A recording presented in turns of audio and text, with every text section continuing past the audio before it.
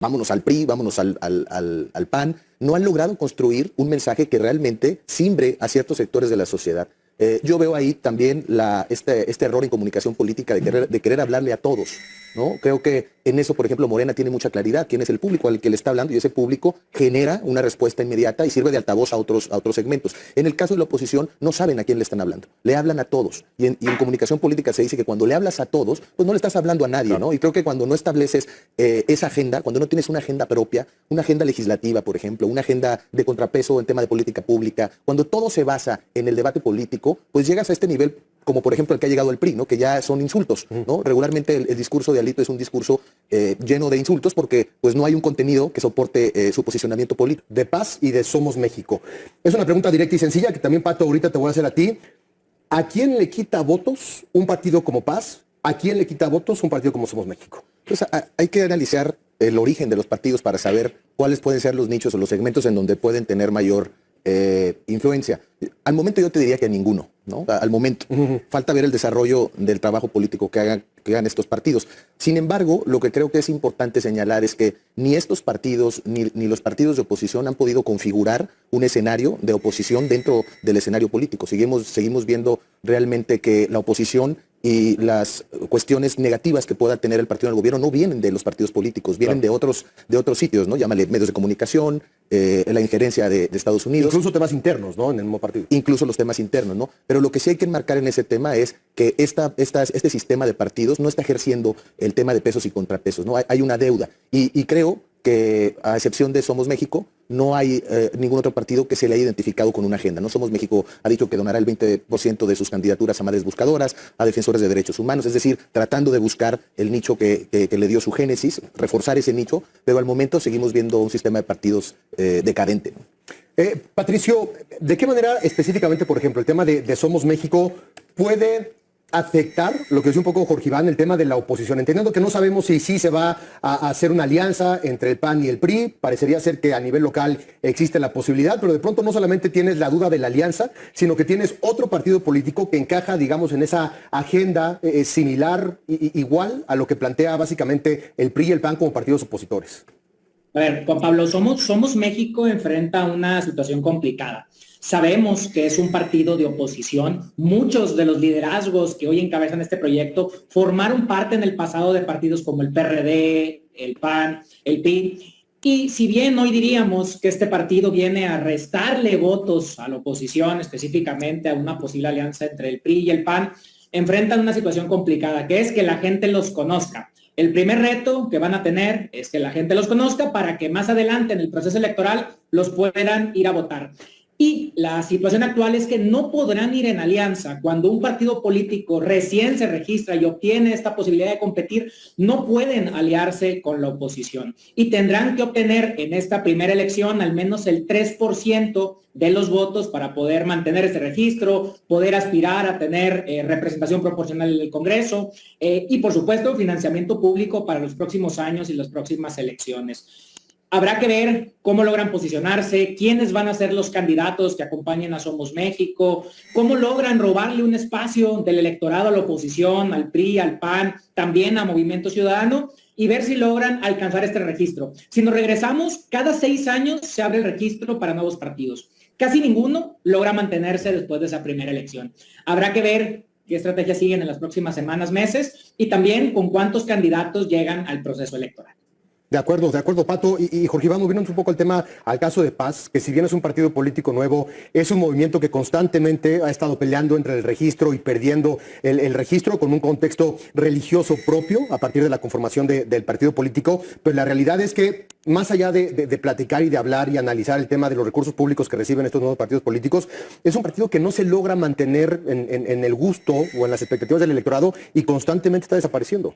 Me parece que en ese sentido, y justo como lo comentaba Patricio, estos nuevos partidos tienen el gran reto de comunicar y de generar tracción con sectores muy específicos de la sociedad, ¿no? En el caso de Paz tiene esa connotación, vamos a decir, religiosa, ¿no? Un poco pensamiento de derecha, si lo quisiéramos enmarcar en el escenario de la geometría política. Pero me parece que la mayoría de los partidos políticos, vuelvo al punto inicial, no han sabido comunicar su mensaje. Hay un gran vacío en el mensaje de los partidos políticos, porque los errores del régimen o del partido del gobierno no solo pueden ser la bandera de los partidos de oposición, tienen que construir su propio mensaje. Y en ese sentido, tanto Paz, pero vámonos al PRI, vámonos al PAN, no han logrado construir un mensaje que realmente simbre a ciertos sectores de la sociedad.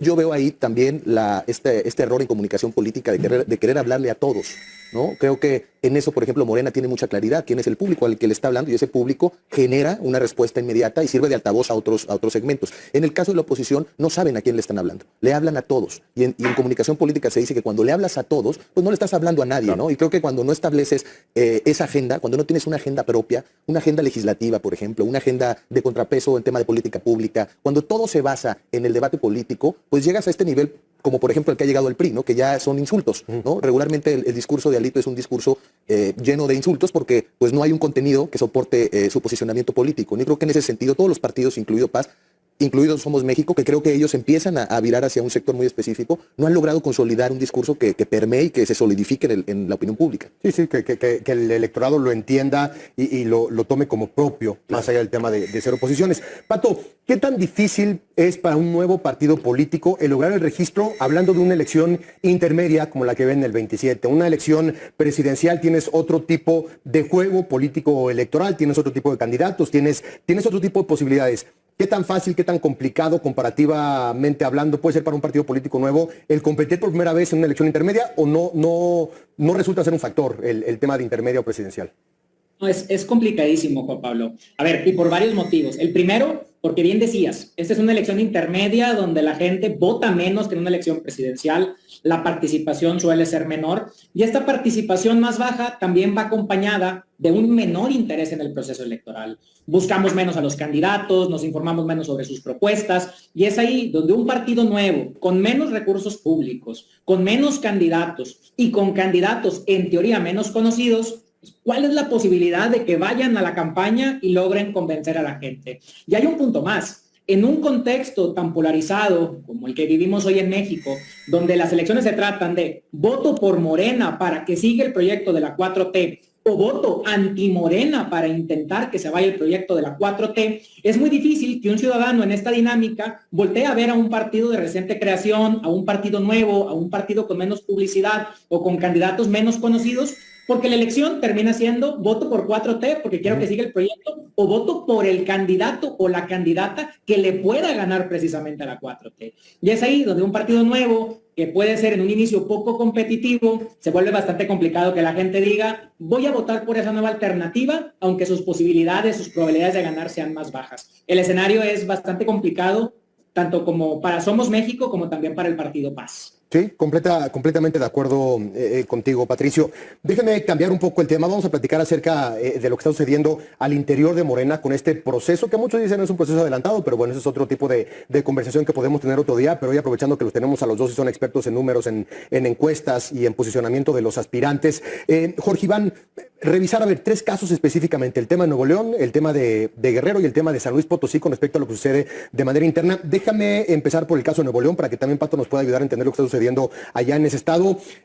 Tienes contendientes en un estado en donde ha sido muy complicado el que Morena entre con el tema ideológico, con la plataforma política, pero que de pronto, no sé si lo ves así, parecería ser que Morena puede llegar a ser competitivo en este estado norteño.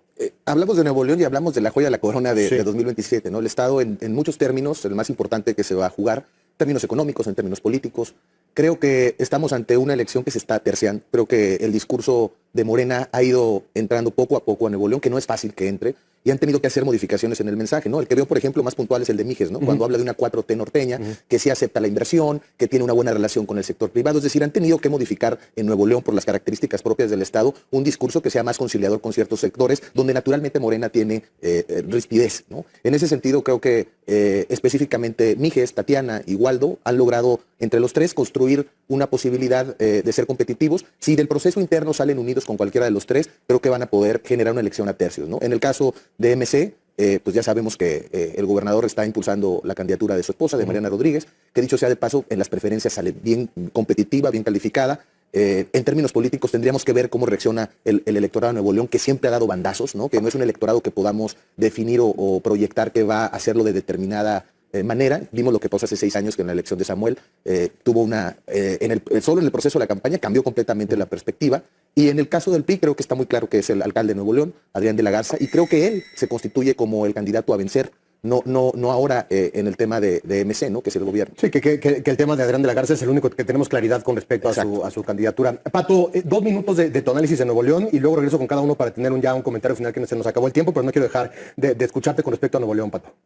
Sí, a ver, coincido con Jorge Iván, Nuevo León es la joya de la corona y es quizás el único estado del país donde realmente la elección está dividida a tercios. Tienes un gobierno estatal con un gobernador, Samuel García, bien evaluado. Tienes un par de perfiles competitivos con Mariana Rodríguez y Luis Donaldo Colosio. Por el otro lado, tienes un PRI-PAN que como marcas quizás no son las más fuertes, pero gobiernan la alcaldía de Monterrey, de la capital, con Adrián de la Garza. Y un Morena que, aunque a nivel nacional se hable que en Nuevo León no ha logrado entrar, pues Andrés Manuel López Obrador ganó la presidencia en Nuevo León, Claudia Sheinbaum ganó la presidencia en Nuevo León y tiene una serie de perfiles, como bien los comentaban, Tatiana Cloutier, Waldo Fernández, Andrés Míguez y algunos otros que se registraron que buscarán obtener esta candidatura. Y en un escenario a tercios, donde se gana con un menor porcentaje de votos, pues se vuelve muy interesante lo que suceda, sí en la campaña, la gubernatura, pero también, Juan Pablo, en las alcaldías, en las diputaciones federales, en las diputaciones locales, y cómo esto puede modificar el escenario. Sin duda, Nuevo León es un estado donde tendremos un proceso electoral bastante interesante. 30 segundos para despedir, Jorge Iván, con respecto al tema de Nuevo León. Ya nos da tiempo de otros estados, pero tus conclusiones con respecto a lo que pues... Me gustaría, si me lo permites, solo hablar muy rápido de un factor que va a ser determinante y que está siendo determinante en el hemisferio, ¿no? Y es la influencia que está teniendo Estados Unidos en la renovación de las elecciones en Latinoamérica, ¿no? Lo vimos con Milei, con Kast, con Noboa, hasta con Delcy Rodríguez, que no es de derecha, pero se acomoda al régimen muy estrepitosamente, ¿no? En Estados Unidos. Creo que ese factor sí es importante analizar. La operación política que está haciendo el secretario Marco Rubio se ha sentido en todo el hemisferio. ¿Y en qué se traduce en México, ¿no? En esta órdenes de aprehensión a políticos, ¿no? Que ya llamados narcopolíticos. Se traduce en las presiones a partidos como el Verde para que no se alíe con Morena. Y creo que a falta de ese contrapeso que no existe en México, la oposición está nulificada. Estos vienen a ser los verdaderos vamos a decir, demiurgos de Morena, ¿no? Claro. En la parte de poder darles ese contrapeso. Creo que en ese momento, ese factor en la configuración del tablero político es la más determinante.